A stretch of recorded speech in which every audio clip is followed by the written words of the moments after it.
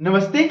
इस वीडियो में हम लोग लोधी वंश के बारे में विस्तृत चर्चा करेंगे और एग्जाम के पॉइंट ऑफ व्यू से क्या सवाल आ सकते हैं उसके बारे में भी बारीकी से अध्ययन करेंगे। हम सभी जानते हैं कि दिल्ली सल्तनत पर पांच वंशों ने शासन किया है और लोधी वंश उसमें से पांचवा एवं आखिरी वंश है।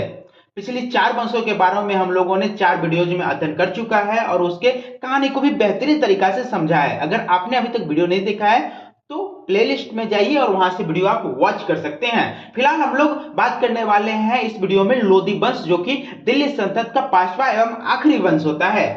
पिछली वीडियो में जब हम सैयद वंश के बारे में चर्चा कर रहे थे तो हम लोगों ने वहीं पे चर्चा किया था कि सैयद वंश के आखिरी शासक शाह आलम को उसी के वजीर के द्वारा षड्यंत्र के साथ गद्दी से हटा दिया जाता है और जिसके कारण शाह आलम दिल्ली छोड़ के भाग जाता है और गद्दी को उसके वजीर के द्वारा बहलोल लोधी को उपहार स्वरूप दे दिया जाता है और इसी के साथ दिल्ली सल्तनत का पांचवा वंश लोधी वंश का स्थापना 1451 ईस्वी में हो जाता है।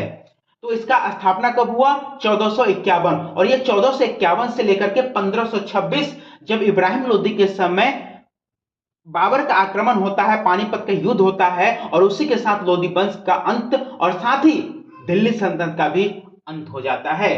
तो लोधी वंश के संस्थापक बहलोल गाजी के नाम से लोधी वंश का स्थापना किए थे और वहां पे शासक बने थे। ये अफगान की स्थापना का श्रेय लोधी वंश के बहलोल लोधी को जाता है और इसको भारत पे अफगानी सत्ता का स्थापना का श्रेय जाता है। किसको जाता है? बहलोल शाहगाजी यानी बहलोल लोधी को। इसने अपने नाम से सिक्के भी चलवाए और ऐसा कहा जाता है कि अकबर के समय तक इसके सिक्के चलते रहे, इतना बढ़िया इसका सिक्का था। ये अपने सरदारों को खुश रखने के लिए मकसद ए अली करके पुकारता था। किसको? अपने सरदारों को। बहलोल लोधी के बाद उसका ही पुत्र सिकंदर शाह, जो कि सिकंदर लोधी के नाम से भी हम लोग इतिहास में उसे जानते हैं, वो 1489 में शासक बनता है और 1517 तक शासक के रूप में रहता है। ये भी बहुत ही बेहतरीन और प्रसिद्ध शासक था। इसका नाम निजाम खां है और ये सिकंदर शाह के नाम से दिल्ली सल्तनत पे यानी लोधी वंश पे राजा बनता है। 1504 में इसने यमुना नदी के किनारे आगरा शहर का स्थापना किया था। इसने कृषि के बढ़ावा देने के लिए एक नाप पद्धति जिसे गजे सिकंदरी भी कहा जाता है उसकी शुरुआत किया था। सिकंदर लोधी कविता लिखने का प्रेमी भी था, इसीलिए जो भी कविता लिखता था उसमें यह अपना नाम गुलरुखी डालता था। मतलब आप समझ सकते हैं कि सिकंदर लोधी का उपनाम क्या है? गुलरुखी। और यही गुलरुखी नाम से सिकंदर लोधी कविताएं छापता था, कविताएं लिखता था। इसने फरहंगे सिकंदरी नाम से आयुर्वेद ग्रंथों का फारसी में अनुवाद करवाया।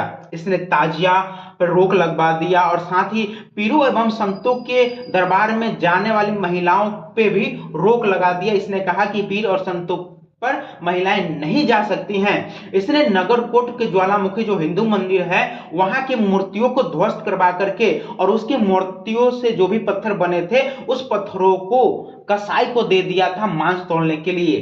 तो ये दोनों के लिए बहुत ही खतरनाक था, हिंदू के लिए भी और मुसलमानों के लिए भी खतरनाक शासक के रूप में ये अपने आप को स्थापित किया। खैर, ये दिल्ली सल्तनत का पहला शासक माना जाता है जो कि हिंदू के होली त्योहार में भाग लेता था, इसको भी याद रखेंगे आप। इसने एक तरफ तो नगरकोट के ज्वालामुखी को ध्वस्त करवा के उसके जो भी पत्थर थे उसको कसाई के दे दिया और साथ ही इसने होली के त्योहार में भाग भी लेता था। तो इसने दोनों तरफ अपना पक्ष दिखाया है।